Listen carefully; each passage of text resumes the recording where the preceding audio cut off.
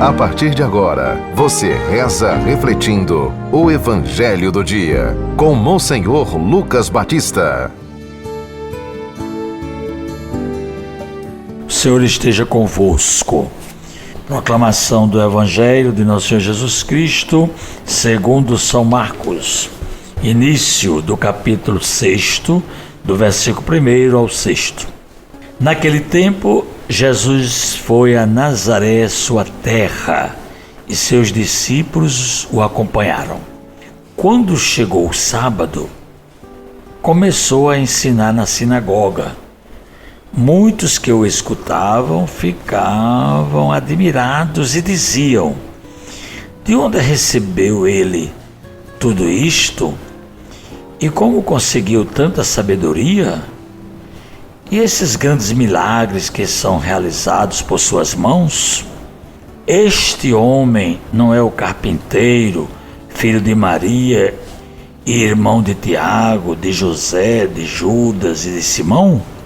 Suas irmãs não moram aqui conosco? E ficaram escandalizados por causa de Jesus.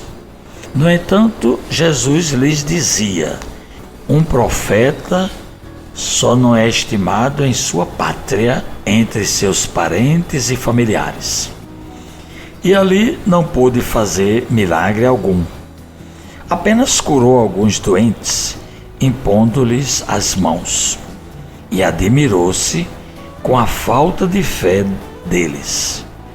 Jesus percorria os povoados das redondezas, ensinando palavra da salvação. Caríssimos ouvintes da 91.9, do nosso YouTube, do nosso Instagram, Jesus volta para a sua terra, Nazaré. Foi aí onde Jesus se criou. Durante 30 anos, com a idade de 30 anos, Jesus saiu para evangelizar, mas viveu ali a sua vida que a gente chama oculta. Podemos dividir a vida de Jesus em duas partes: a vida oculta e a vida pública.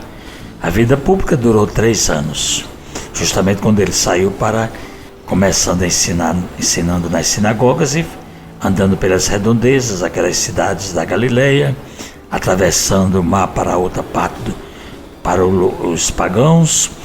E assim Jesus foi fazendo a sua obra maravilhosa, que é o reino de Deus entre nós. Jesus volta para Nazaré e vai para a sinagoga dia de sábado. Todo judeu vai à sinagoga no dia de sábado. Nós católicos vamos aos domingos à Santa Missa. E a gente percebe aí um primeiro ponto, que é a admiração das pessoas que estão na sinagoga. Elas ficam admiradas com o que estão sabendo sobre Jesus, o seu ensinamento, prega com quem tem autoridade, não como os escribas e fariseus, as suas curas, não é? o seu programa de vida, ressuscitando as pessoas mortas, expulsando os demônios. E há uma reação de admiração, porque de onde é que pode vir essa sabedoria, esse poder para Jesus?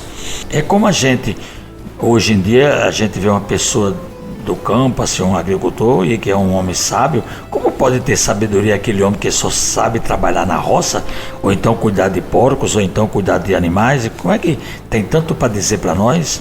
Aconteceu comigo também. Eu até escrevi isso no diário de um ano sabático.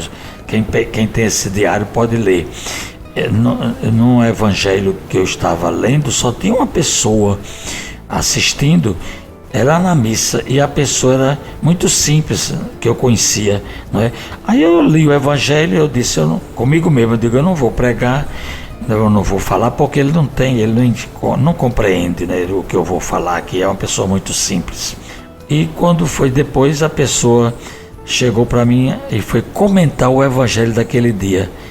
Eu fiquei admirado com a sabedoria daquela pessoa sobre o evangelho, e eu fiquei privado de falar porque achava que a pessoa não iria entender, e ela foi quem me deu uma lição de entendimento. Então veja como são as coisas. Aqui aconteceu também com esse povo da Nazaré, os parentes de Jesus, eles ficavam admirados e desprezavam, né, Jesus. Tanto que Jesus chegou até a dizer assim: um profeta só não é bem recebido entre os seus parentes e em sua casa. Um profeta só é desprezado em sua terra, porque Jesus encontrou ali um ambiente muito hostil, não é? Pessoas com os corações endurecidos. E é justamente a mensagem que a gente pode perceber no Evangelho de hoje, né?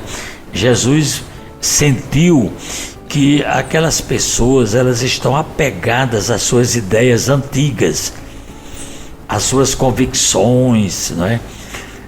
Às suas estruturas sociais, econômicas, e se fecham tanto que não pode acolher a novidade, né? Não querem refletir, não querem discutir, não querem buscar uma nova maneira de ser. Isso hoje também é a mesma coisa.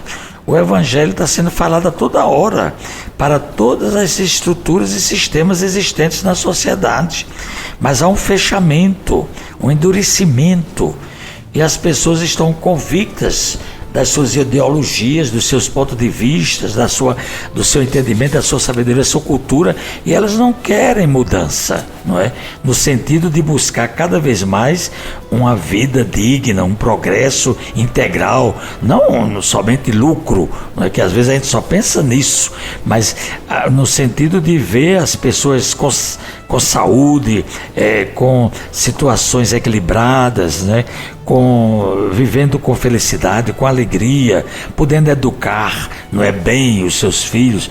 Hoje a gente está celebrando São João Bosco, e justamente eu queria dizer aqui para vocês alguma coisa, né, sobre esse grande educador, São João Bosco, que viveu de 1815 a 1888. Ele era de família humilde, era um menino pobre, e enfrentou a vida, né? Desde pequeno, ajudando, né? Trabalhando. Ele foi sapateiro, foi ferreiro, foi carpinteiro, e sempre tinha um tempozinho para estudar música. E com isso ele viveu assim uma vida difícil, né?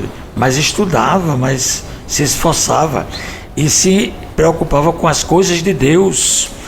E por isso que ele tinha um plano que era cooperar com Deus para a salvação do mundo.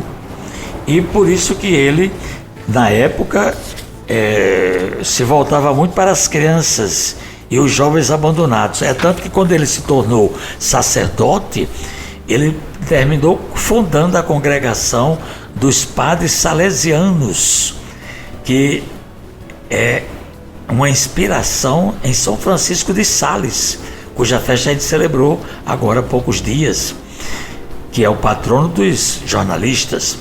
E São Francisco de Sales foi um grande missionário, e por isso que São João Bosco trouxe muitos benefícios através das suas obras e do seu trabalho com os salesianos, que hoje são espalhados pelo mundo inteiro.